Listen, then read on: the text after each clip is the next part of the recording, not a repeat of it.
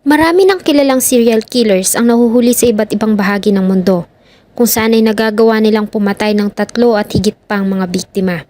Sa bawat krimen na kanilang ginagawa ay nagiiwan sila ng mga clue sa kanilang nagiging biktima na siyang nagbibigay ng hint sa mga kapulisan para malaman na ang nangyaring mga sunod-sunod na pagpatay ay kagagawa ng iisang tao lamang. Sa ating bansa, ang kauna-unahang serial killer na naitala sa kasaysayan ay si Father Severino Malari. Ngunit noong taong 2010 ay isang mga sunod-sunod na pagpatay sa Angeles, Pampanga ang nagpaalarma sa mga kapulisan dahil sa ang pagkakapareho sa estilo ng pagpatay ay nagbigay sa kanila ng hint na may serial killer na gumagala sa lugar. Hayaan niyo pong isalaysay ko ang kwento ni Mark Dizon, ang tinagurian nilang serial killer ng Angeles, Pampanga. Bago ko po simulan ang ating story, sa mga bago po sa channel ko, please hit the subscribe button at pakipindot na rin po ang ating notification bell para ma-notify kayo sa mga bago nating upload na videos.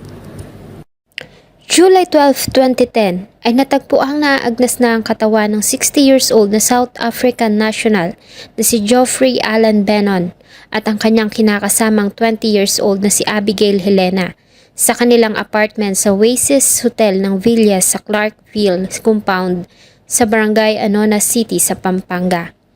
Ayon sa Angeles Police, ang mga biktima ay nagtamo ng tama ng baril sa kanilang mga ulo at ang kanilang mga mukha ay nakabalot. Sa ginawang initial investigation ay pagnanakaw ang motibo ng nangyaring pagpatay. Makalipas lamang ang 4 na araw, ay muli silang nakatanggap ng report noong July 16, 2010 tungkol sa natagpuang wala ng buhay na katawan ng 50 years old na British national na si James Bolton Porter at ang kinakasama nitong 22 years old na si Melissa Madarang sa kanyang bahay sa Santa Maria Subdivision sa Barangay Balibago, Angeles City.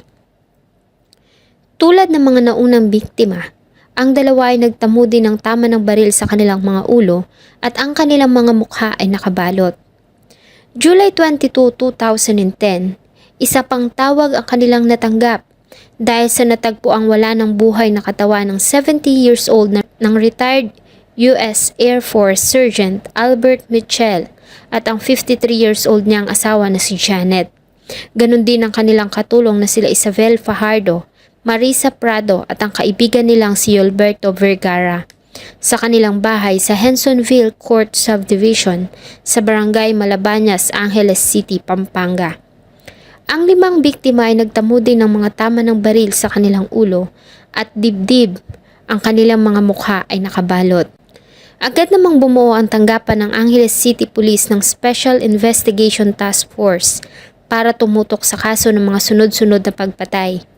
Ang pagkakapareho ng mga paraan ng pagpatay at pagnanakaw ay nagpaalerto sa kapulisan. Ang pattern ng pagpatay sa mga biktima ay tinatakpan ng mga mukha nito bago binabaril sa ulo at dibdib. Tsaka kukunin ng suspect ang mga gadgets at mahahalagang gamit sa loob ng kanilang mga tirahan. Wala din umanong kahit na anong sinyalis ng forced entry sa lahat ng crime scenes, kaya malaki ang possibility na kilala ng mga biktima ang suspect.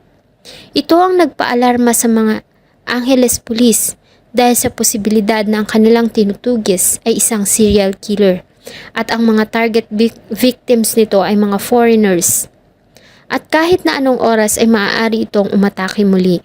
Sa kanilang initial investigation, isang security guard sa Hensonville Subdivision ang lumapit at nagbigay ng kanilang detalyadong salaysay.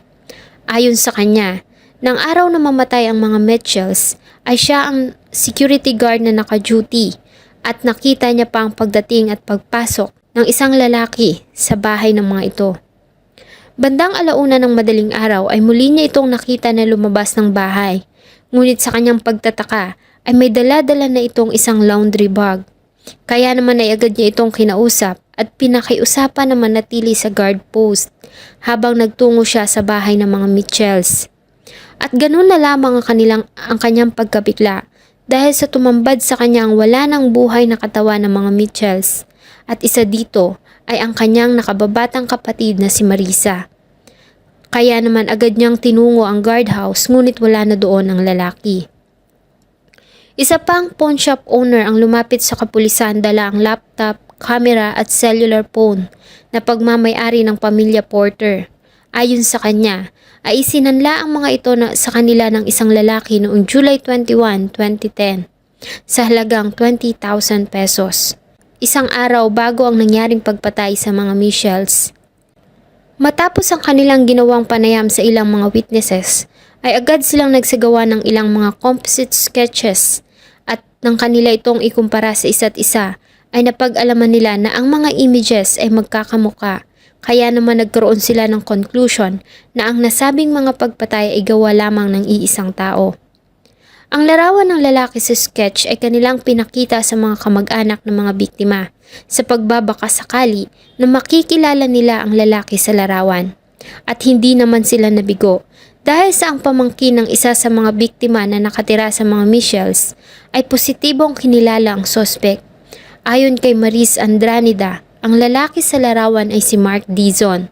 Nakita niya na umano ito noong 2002 dahil sa regular itong nagiging panauhin ng mga Michels dahil sa ito ang nag-aayos ng kanilang mga laptops at iba pang electronic gadgets.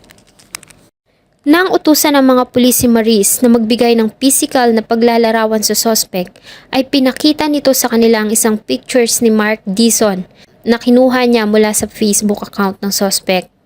Agad na pinaprint ng mga pulis ang nasabing pictures at pinakita sa iba pang mga saksi at positibo nilang kinilala na ang lalaki sa larawan ay ang nakita nila na pumasok sa bahay ng mga biktima. Dahil dito ay agad na nagsagawa ang kapulisan ng background check tungkol sa lalaking nagngangalang Mark Dizon, isang 28 years old na computer technician. Napag-alaman din nila na minsan na itong nasangkot sa kaso ng carnapping at robbery noong 2005 kasama ang isang nagngangalang Edgar Bugnot.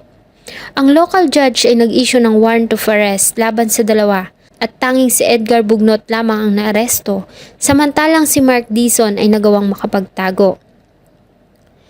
Ngunit ang nasabing kaso ay binasura noong 2006 dahil sa hindi nagawang umattend ng mga paglilitis ng complainant ng kaso. Para arestuhin ay agad silang nakipag-coordinate sa mga magulang nito para kausapin nila si Mark Dizon na sumuko. Ngunit ayon sa ama nito ay nakatanggap sila ng tawag mula sa anak na balak umano nitong sumama sa NPA para takasan ang kanyang ginawang kasalanan. Nagbigay naman ang mga expat ng halagang 100,000 pesos na reward para sa makakapagturo sa kinaroroonan ng sospek. 5 araw matapos ang pagkamatay ng mga Michels noong July 27, 2010 ay isinagawa ng Angeles Police ang kanilang plano para hulihin si Mark Dizon sa pakikipagtulungan ng mga magulang nito. Isang undercover ang tumawag kay Mark Dizon at nagpakilalang member ng NPA at napapayag nila ito na makipagkita sa City Plaza kung saan siya inaresto ng mga kapulisan. Sinubukan pa nito na bumunot ng baril ngunit naging mabilis at alisto ang mga pulis. Nakuha sa kanya ang kalibre 38 na baril na may 8 mga bala, isang laptop at cellular phone. Si Mark Dizon ay pinarada ni Mayor Edgardo Pamintuan habang nakaposa sa mga kamay sa harapan ng maraming press media. Siya ay sinampahan ng 7 counts ng pagnanakaw at pagpatay sa Angeles City Regional Trial Court at kasalukuyang nakadetain sa Angeles City District Jail. September 6, 2018, 8 taon matapos ang pagkakaaresto kay Mark Dizon, ay sinagawa ang inquest proceeding ng kaso na ikinadismaya ng mga kaanak ng mga naging biktima dahil sa napakabagal at wala pang linaw na hustisya para sa kanilang mga mahal sa buhay. Sana po ay nagustuhan nyo ang isa na namang malungkot na kwento na akin pong ibinahagi. Marami pong salamat sa patuloy na pagtangkilik ng akin pong mga videos. Huwag nyo pong kalimutang mag-iwan ng inyong salubin at suggestion sa atin pong comment section. Thank you so much po and see you on my next video.